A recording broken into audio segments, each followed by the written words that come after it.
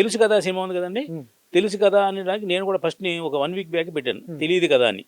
జనానికి తెలియదు కదా అని అర్థం. అంటే ప్రమోషన్ చేయలేదనే?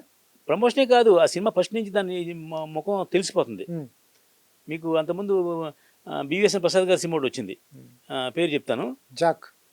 జాక్. దాని కూడా అంతే, దానికి అంటే పోస్టర్ చూసి తెలిసిపోద్ది. అంటే మీ మేధావని అడగద్దు మీరు నన్ను, నేను మేధావనే.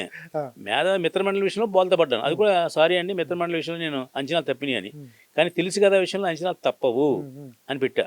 అది ఖచ్చితంగా అది ఆడదు అని నాకు తెలుసు, ఎట్లా అనాలిసిస్ చేయాలి నా పోస్టర్ చూసి. అంతేగాని నాకేమి ఆ సినిమా నేనేం చూడలేదు, నేను దాని గురించి ఏం చేయలేదు. మీ తెలియని విషయం ఇంకోటి ఏంటంటే, Siddhu Jonnalagadda is my good friend. అతను నేను సినిమా చేశా 2014 ఐస్ క్రీమ్ 2 సినిమా చేశాం, వెరీ గుడ్ ఫ్రెండ్ అతను నాకు. కాబట్టి అతను కామెంట్ చేయట్లా, సినిమాగా మనం మాడుకుంటున్నాం. ఇప్పుడు రిలీజ్ అయిపోయింది, 1 వీక్ అయిపోయింది కాబట్టి మాడుకుంటున్నాం.